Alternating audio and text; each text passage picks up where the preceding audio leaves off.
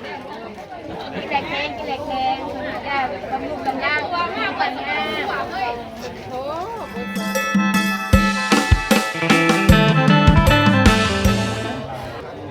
รูดผักเรียกเขาเลยไหมขาคนสวย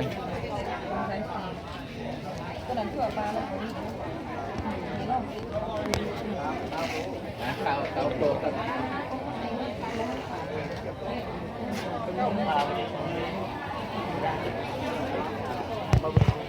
อันนี้จากที่พ่อเนี่ยไม่ได้หรอนะ ตรงแกนซื้อสิอันยังใส่เงินผลิตภัณฑ์ของสายเคมีสมุนไพรกันโยงอันเทลผู้เสียมันก็ดอก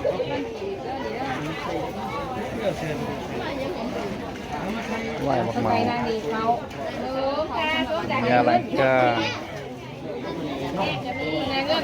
เงินตายค่ะน้องนี่ก็ไปก็คือกันเขียนเอาออกมาเลยอยู่เนี่ยมาเรียนน้ำกันเลยโจกหักซ่าขนาดเนาะหรือว่าเขาชีวิตจะมีความใจชีวิตเดิมสารวัตรเรียนได้จ้ะสวมเอื้อไอ้คอยกินตอนไหนนี่กินตอนสินอนคืนนั่นแหละกินแล้วเป็นได้ไหนสรรพคุณคึกคักได้หรอวะกินแหลกแข็งกินแหลกแข็งจะบำรุงกำลังว่ามากกว่านี้โอ้ปวดโซน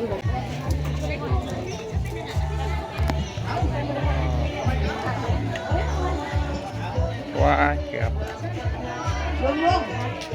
สิ่งประดิษฐ์ป่าจะเป็นเจ็บแขวซิลนแล้วเตาไหมแขวซิลน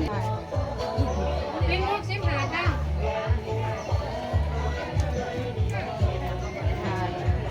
สิ่งประดิษฐ์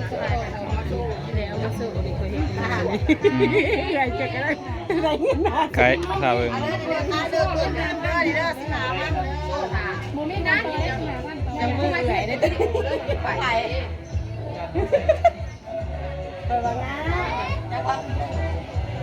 งามงามงามบอตัวหน่อยนี่สิมานี่ตัวใหญ่งามเนาะเป็นตะแพงตะเปาะตะแปะมาบอไปใส่หัวเตียงจะคุยซื้ออยู่ใส่บุได้เลยจ้อให้จ้อซื้อแล้วก็ทำให้สีใส่เนาะยังไม่สีมันไม่ใช่ที่ดำที่แม่นี่ว่าพูดไปแต่ว่าไม่น้ำมันติดเก็บไปร้านเดียวจะพันพวงกระเจยนะ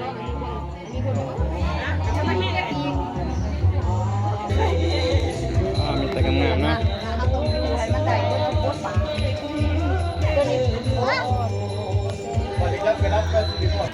ภาควิชาภาษาอังกฤษ ICT นี่จะจริงประดิษฐ์ท้องถิ่นเป็นภาษาอังกฤษ ICT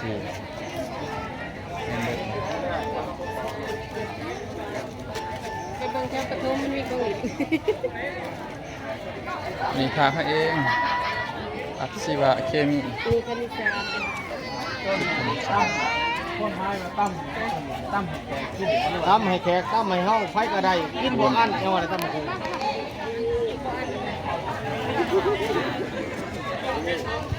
ว้าวงามคือเก่าตะโกนนะ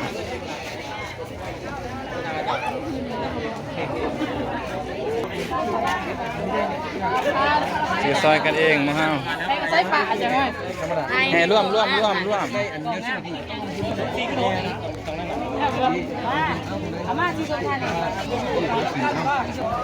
โคกันหลังจากขายหกแล้วก็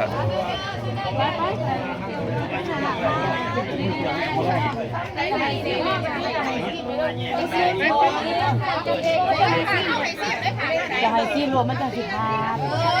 ให้ซีมนี่ก็ให้ซีมเลยมีแต่ให้มาจะให้มายินโลยินยายโลนี่ละวะนี่ยินรู้จะคุยชุ่มอยู่บนไปชุ่มอยู่บนก็จะให้ซีมบอกเลย ซีมแล้วซีมแล้ว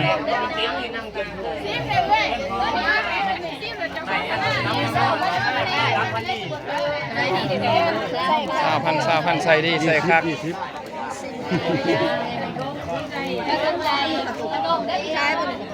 กระต้มกระคายน้ำดื่มบริสุทธิ์มันบริสุทธิ์มันดื่มสารวัตรเนี่ยสารวัตรอยู่แต่ว่าเป็นน้ำดื่มเดี๋ยวคือเฮาในของตลาดอะไร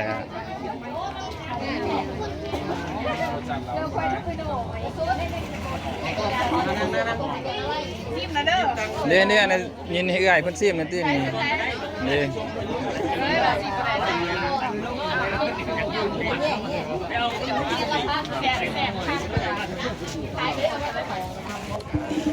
ปากพิซซ่าอนุบาลตัวนี้แหละตักหลักแตกๆเลยงามตาหน่อย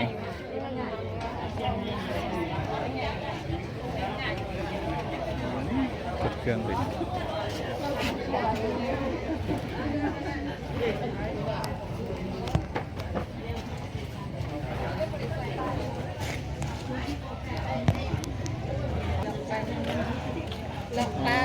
ตกแต่งงาม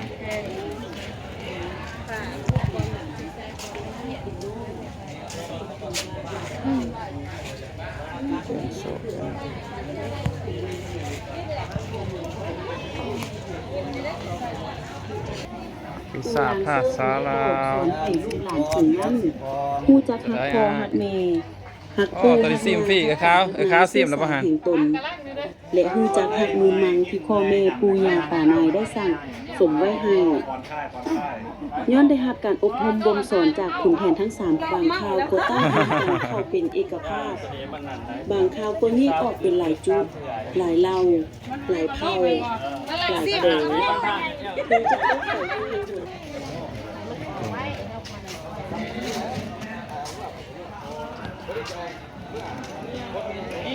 ผ่าซิมทั้งนั้นเนาะ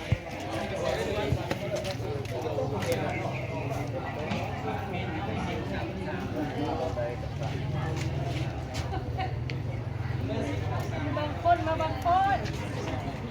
ให้เขาแล้วก็อีกคนนึงทะเลอีหลาเนี่ยเห็นบ่ฮะกระตุ้น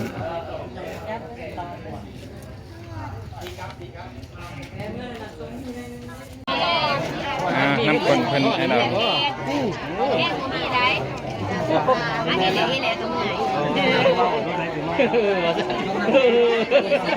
ยินในน้องไส้อันนั้นซิมเนี่ยที่ซิมแล้วซิมแล้วซิมเด้อนี่แค่สมจากนั้นวันหนาวตาเอ้ยสวยเด่นนะหล่อ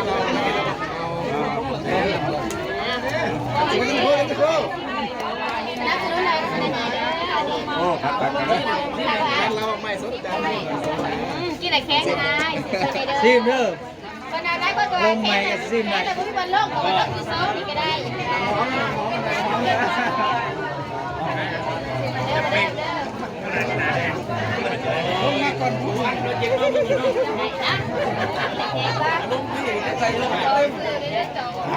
การ์ดเสิร์ฟ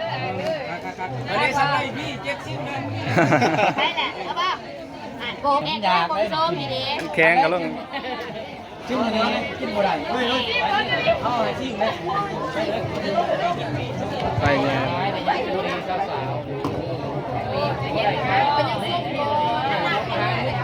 ื่อพี่คิดว่ามีตั้งตัวแบบเป็นหลวงเขาเรียนปันตัวค่ะ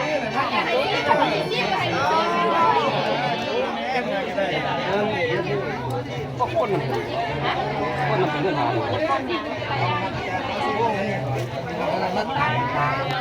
ให้คนอะไรจะชิมเลย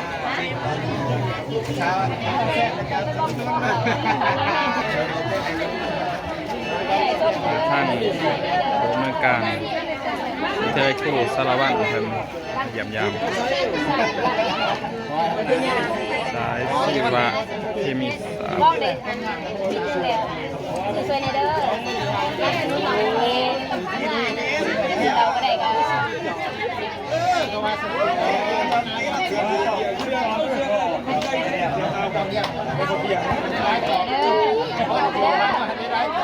เหล็กแข็งแห้งกันนี่เด้อซ้อมอย่างนี่แล้วก็จริงใจมากเลยว่าบ่ได้เนาะแซ่บจะได้นะหันหน้าตาจึงอย่างสารวัตรสารวัตรชิมสารวัตรตาจึงความหมายของความงามอะไรเกินแซ่บเกินได้จะไม่เป็นแซ่บแนี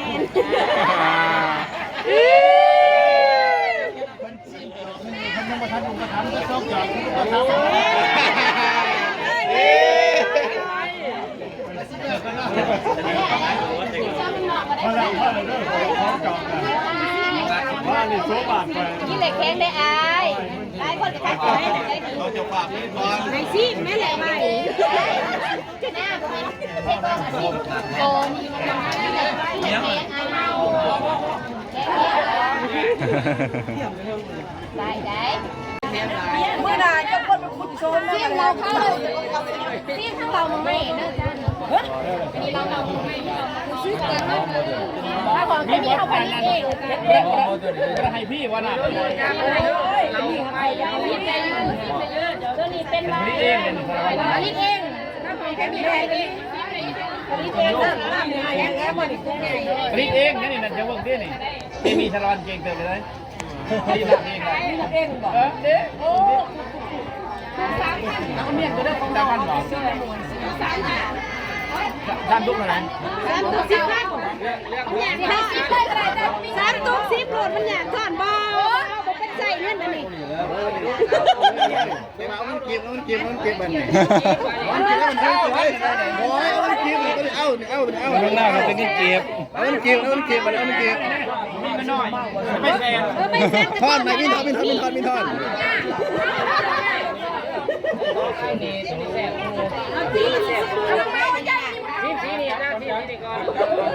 ตัวนี้มาง่ายนี่เมาตัวนี้มานี่เองนี่ไม่ยังไม่ให้คนสั่งเป็นคนนี้เอาไว้แต่ว่าขาดเอาไม้เงินขาดที่ข่าวงานเอาไม้ดูเบาเทาอย่างนี้หน่อยขอบใจ